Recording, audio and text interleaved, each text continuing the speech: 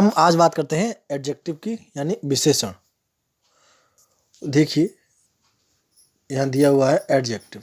An adjective is a word which qualifies a noun और pronoun. ठीक है, वह सब जो संज्ञा अथवा सर्वनाम की विशेषता बतलाता है विशेषण या एडजेक्टिव कहलाता है। ठीक है ना, क्लियर है।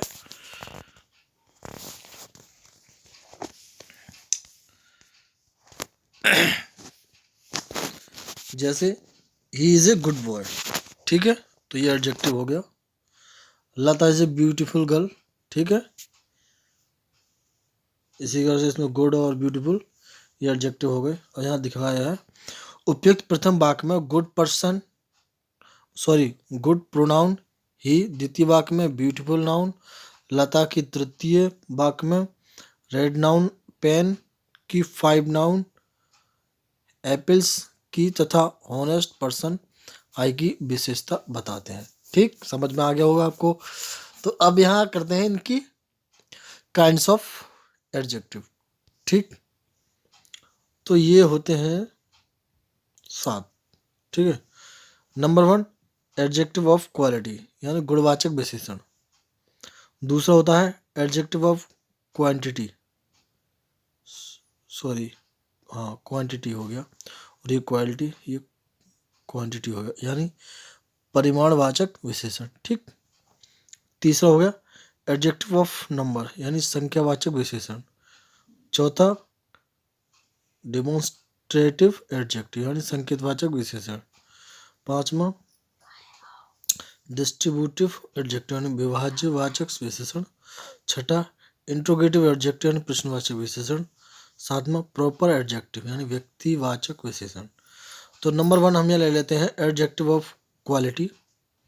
तो ये यहाँ दिखाया गया है जो शब्द किसी संज्ञा अथवा सर्वनाम की विशेषता बताते हैं एडजेक्टिव ऑफ क्वांटिटी कहलाते हैं।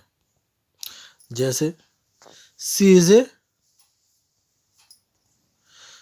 ए blind girl, mother is a wise boy, ठीक है, Delhi is a great city, I have a white cow. ठीक है ना, तो वाक्यों में ब्लैंड, वाइस, ग्रेट तथा वाइट शब्द क्रमशः गर्ल, बॉय, सिटी तथा काउ की विशेषता बतलाते हैं। ठीक है ना। अब दूसरा आ जाता है एडजेक्टिव ऑफ क्वांटिटी। जो शब्द किसी वस्तु की नाप, तोल, मात्रा या परिमाण का बोझ कराती हैं वे एडजेक्टिव ऑफ क्वांटिटी कहलाते हैं। जैसे he has some money, I have no food, the cat drank all the milk, I want much food। Okay, तो यहाँ उदाहरण में है सम, वन, ऑल तथा मच एडजेक्टिव क्वांटिटी है। ठीक है ना। तीसरे में यहाँ एडजेक्टिव ऑफ नंबर। जो शब्द किसी वस्तु या प्राणी की संख्या का बोध कराते हैं वे एडजेक्टिव ऑफ नंबर कहलाते हैं। जैसे she has few books, some animal are in the field, there are 8 girls in the class. चौथा मनी बॉयज कम हियर। ठीक है, तो यहाँ बताया गया है उपयुक्त वाक्य में few, some, 8 and many adjective number है। ठीक है ना। अब चौथा डेमोन्स्ट्रेटिव एडजेक्टिव।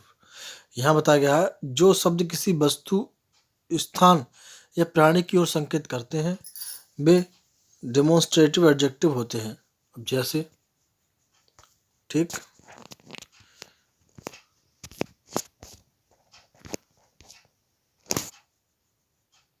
ये है चौथा। ठीक है, जैसे यहाँ दिस बुक इज योर। ठीक, दूसरे में that cat is jumping upon the chair, और तीसरे में दीज बॉय आर क्लीवर, और चौथा those girls are playing cricket. ठीक, तो यहाँ उपयुक्त उदाहरणों में this, that, these, those and demonstrative adjective हैं। ठीक है ना। पांचवें में यो गहरे गहरे जो अक्षरों में दिख रहे हैं ये सब एडजेक्टिव हैं। ठीक है ना, और कौन से एडजेक्टिव हैं वो उस आपको समझ में आ जाएगा। ये चौथे वाला एडजेक्टिव है। ये पांचवा वाला एडजेक्टिव है डिस्ट्रीब्यूटिव एडजेक्टिव। वे सब जो वस्तुओं, व्यक्तियों के अलग अलग होने का बोध कराते हैं उन्हें डिस्ट्रीब्यूटिव एडजेक्टिव कहते हैं। जैसे each girls sorry each girl will get a boy, और दूसरा है every boy can go home. ठीक है, तो यहाँ each every and distributive adjective हो गया। नोट, ध्यान से देखिए, इनके तुरंत बाद कोई नाउन आता है। ठीक है, छठा देख लीजिए, इंट्रोगेटिव एडजेक्टिव।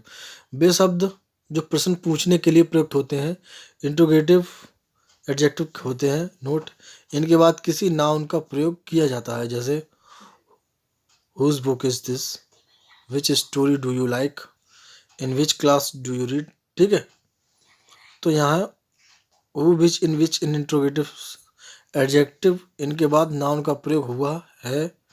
ठीक है ना।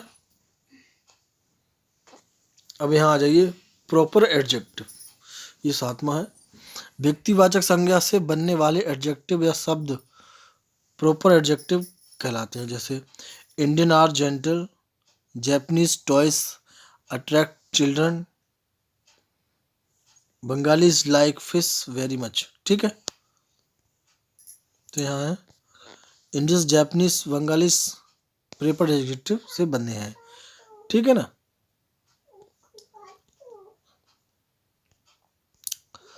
अब यहाँ आ जाइए डिग्री पर। ठीक, अब यहाँ आती हैं, एक मिनट रुकिए, 7। ठीक, ये 7 हो गई।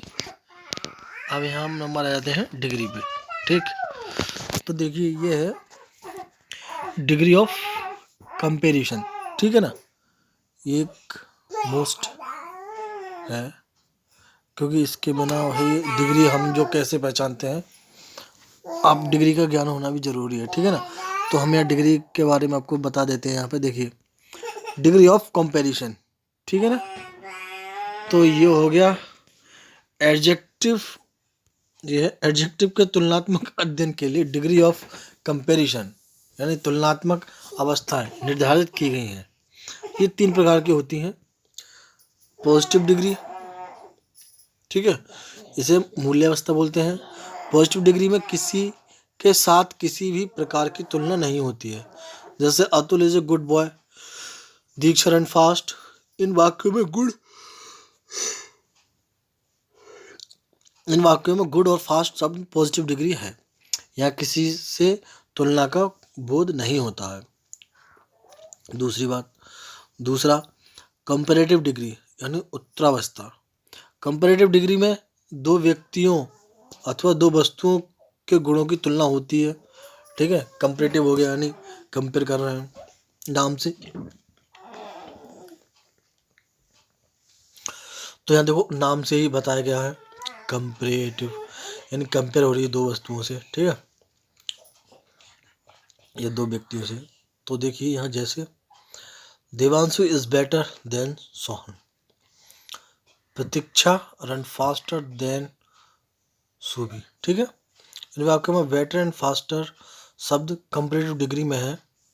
नोट, कंपैरेटिव डिग्री में कंपैरेटिव फॉर्म के बाद देन का प्रयोग होता है, लेकिन किसी विशेषण शब्द के अंत में लगा हो तो देन के स्थान पर टू लगाते हैं, जैसे he is senior to Ram.